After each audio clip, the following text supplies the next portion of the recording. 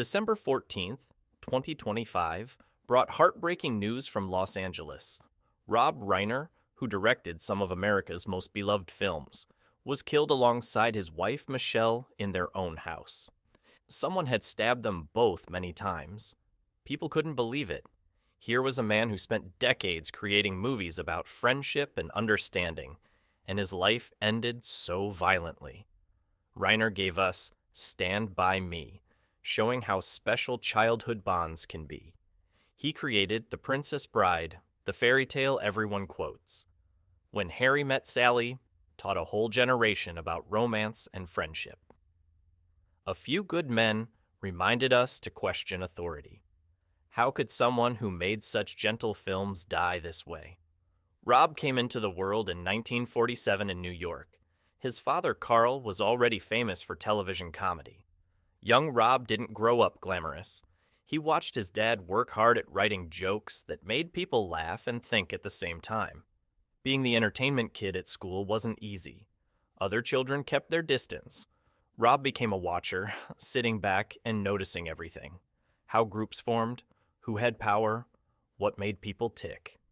Years later, this skill helped him understand characters deeply and tell honest stories. When Rob entered show business, he decided his path would be different from his dad's. He wanted stories with weight, asking big questions about life and morality, not just getting laughs. Everything shifted in 1971. Rob landed the part of Michael Meathead on All in the Family. This wasn't just any sitcom, it became the most watched show in America. Week after week, Michael fought with his father-in-law, Archie Bunker, about race, politics, war, and social change, topics nobody else dared touch on TV. Behind the scenes, Rob pushed constantly. He wanted every argument to feel authentic, to reflect what young people actually believed and fought for. The clashes between Michael and Archie worked because real passion fueled them. After 8 successful years, though, Rob felt trapped. He walked away from guaranteed fame to chase something uncertain, directing films. Most people thought he'd lost his mind. Hollywood doubted him. TV stars don't become great directors, they said.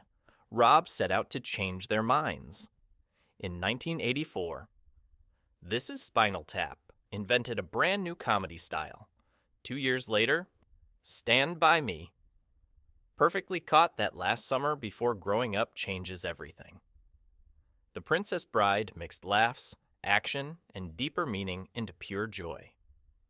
When Harry Met Sally rewrote the rules for romance movies with whip-smart dialogue and genuine feeling. A Few Good Men transformed a military trial into a battle about integrity.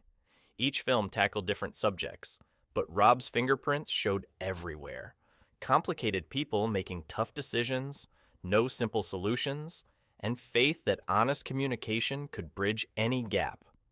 After his movie triumphs faded, Rob transformed himself.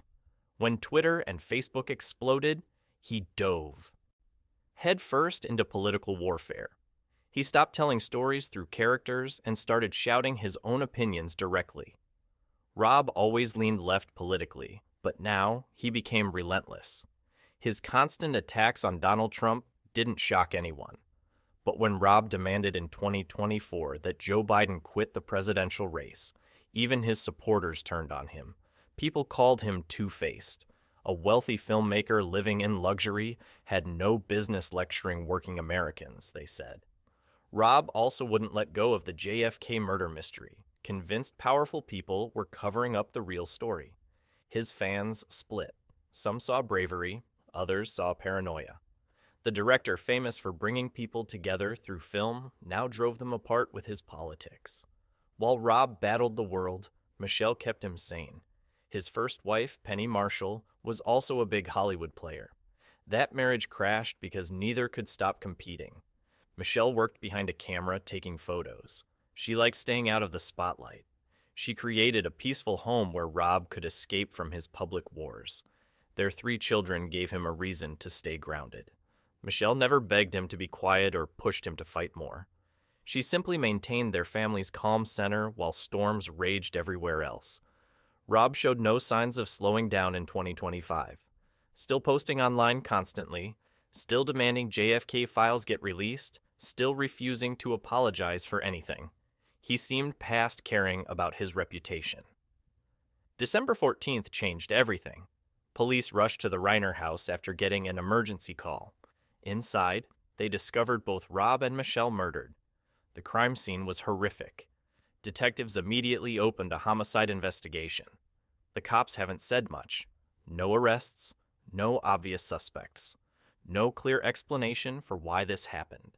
Just the shocking truth that Rob Reiner, whose entire career celebrated human decency, died in savage brutality. Michelle, who chose privacy and peace, was killed right next to him. The films Rob made will never go away. They've earned their permanent place in American culture.